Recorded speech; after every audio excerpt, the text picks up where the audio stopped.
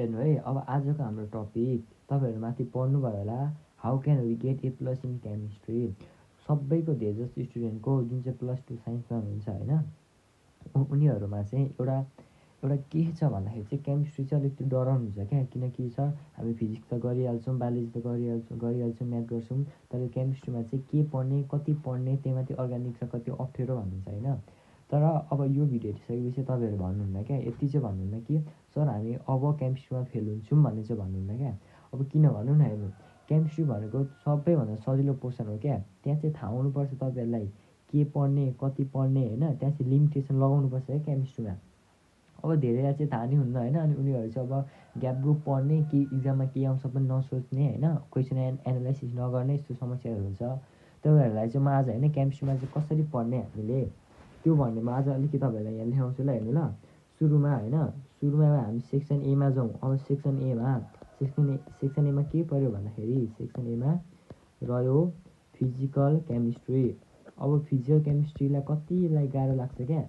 अब तपाईँहरू चाहिँ के गर्नुहुन्छ भने चाहिँ कोही अब फिजिकल केमिस्ट्री आयो भने पुरै अर्ग्यानिक छोडिदिनुहुन्छ, अनि अर्ग्यानिक छोड्नेहरू चाहिँ पुरै फिजिकल केमिस्ट्री गर्नुहुन्छ, अनि फिजिकल केमिस्ट्री गर्नेहरू चाहिँ होइन फिजिकल केमिस्ट्री छोड्नेहरू अर्ग्यानिक गर्नुहुन्छ, अर्ग्यानिक गर्ने फिजिकल केमिस्ट्री छोड्नुहुन्छ क्या।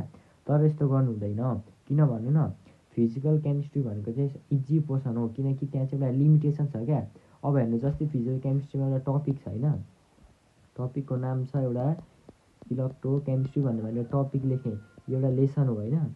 अब तपाईँहरू अब मैले पढाएँ भने चाहिँ तपाईँहरूलाई यो 1 घन्टामा सकाइदिन्छु होइन। अब 1 घन्टामा सकाएर पनि यसलाई 1 घन्टामा सकाइदिएर पनि यो बाहेक क्वेसन बाहिर आउँदैन क्या। तपाईँहरूलाई यसरी पढाउँछु।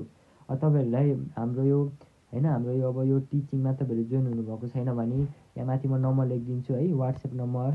सबैले यसमा एकचोटि मेसेज गर्नु होइन, अनि अलिकति कम्ती प्राइसमा जोइन हुनु है। तपाईँहरूलाई चाहिँ यो जोइन भइसकेपछि चाहिँ तपाईँहरूलाई लाइफमा रिग्रेट हुन्न क्या। यो जोइन गरेछु भने तपाईँहरूलाई एउटा प्राउड फिलिङ नै हुन्छ क्या। तपाईँहरूको केमिस्ट्री चाहिँ यति राम्रो बनिन्छ क्या यो एकचोटि जोइन गरिसकेपछि। हेर्नु ल, 9741851017 तपाईँहरू छिटो छिटो वाट्सएप गर्नु, जोइन हुनु होइन। अलिक अब केमिस्ट्रीमालाई चाहिँ यति जोइन भइसकेपछि चाहिँ तपाईँहरू फेल पनि अब एभरेज हुनुहुन्छ। अब तपाईँहरू फेलै हुन्छु भन्नुहुन्छ भने चाहिँ फेल हुनुहुन्न यो लिइसकेपछि, किनकि हामीले पढाउने नोट बाहेक केही पनि आउँदैन होइन। अनि हामी चाहिँ तपाईँहरूलाई सिकाउँछौँ क्या केमिस्ट्री कसरी पढ्ने, केमिस्ट्रीलाई कसरी इजी बनाउने, कुन टपिक इम्पोर्टेन्ट हुन्छ होइन, त्यस्तो गर्ने हो क्या। अब हेर्नु ल, अब जस्तै एउटा इलेक्ट्रो केमिस्ट्री म यहाँ लेसनले, अब यो सँगसँगै म अर्को पनि लेख्छु ल, यो सँगसँगै म यहाँ थर्मोडाइनामिक्स पनि लेख्छु।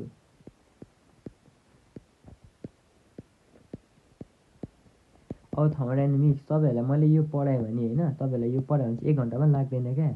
अब यो तपाईँहरूको यो यति बाहेक मैले पढाए बाहेक क्वेसन बाहिर आउँदैन पनि। अब हेर्नु जस्तै मैले यो दुईवटा टपिक लिएँ होइन, अब तपाईँहरूले अब यो थाहा हुनुपर्छ कि यो दुईवटा भनेको अरवाला क्वेसन हो। मतलब इक्जाममा सोद्धाखेरि एनइबीले क्वेसन बनाउँदाखेरि कि त तपाईँलाई इलेक्ट्रोकेमिस्ट्रीको क्वेसन दिन्छ र त्यसमा अर भनेर थर्मोडाइनामिक्स लगाउँछ, कि त थर्मोडाइनामिक्स दिन्छ अनि त्यसमा अर लगाउँछ, अनि एउटा चोइस गर्नुपर्ने हुन्छ। अब धेरैले इलेक्ट्रोकेमिस्ट्री सजिलो मान्नुहुन्छ अनि थर्मोडाइनामिक्स गर्नुहुन्न। अब कसैले थर्मोडाइनामिक्स गर्नुहुन्छ, इलेक्ट्रोकेमिस्ट्री गर्नुहुन्न होइन। अब कसरी गर्ने भन्दाखेरि चाहिँ अब तपाईँहरूलाई इलेक्ट्रोकेमिस्ट्री राम्रोसँग आउँछ, म यसमा गर्न सक्छु भन्नुहुन्छ भने थर्मोडाइनामिक्सलाई स्किप गरिदिनु। अनि थर्मोडाइनामिक्स मलाई आउँछ सर तर म इलेक्ट्रोकेमिस्ट्री पढ्न चाहदिनँ भन्नुहुन्छ भने यसलाई तपाईँहरू स्किप गरिदिनु। अब हेर्नु ल, अब म यसलाई कसरी 1 घन्टामा सकाउँछु, म कसरी पुरै यसलाई तपाईँहरूले क्लियर सर्ट होइन केही कन्फ्युज नगरी पढाउँछु भन्दाखेरि, अब यो तपाईँहरू यो इलेक्ट्रोकेमिस्ट्री पढ्नुभयो भने अब सरहरूले तपाईँहरूलाई के ल्याइदिनु भएको छ होला होइन, त्यो चाहिँ म जान्दिनँ, म चाहिँ आफ्नो हेरले पढाउँछु। अब यहाँ भनेको टपिक जम्मै एउटा इएमएफ निकाल्ने छ होइन, न्युमेरिकल छ 3 मार्क्सको, अनि अर्को छ सेल नोटेसन भन्ने छ होइन। अब यो सेल नोटेसन भन्ने भयो, अनि अर्को सेल थ्योरी भन्ने छ क्या, सेल रियाक्सन भन्ने छ। अब यो टपिकहरू एकदम इजी हो होइन, यहाँबाट 3 मार्क्स तपाईँहरूको फिक्स नै हुन्छ।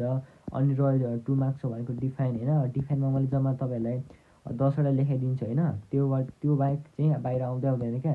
तपाईँहरूको यहाँ 5 मार्क्स फिक्स भयो। अब थर्मोडाइनामिक्स नै भन्नुहुन्छ भने यहाँ जम्मा 2टा कुरा छ क्या, 2टा कुरा छ, जम्मालाई आधी घन्टामा सकिन्छ।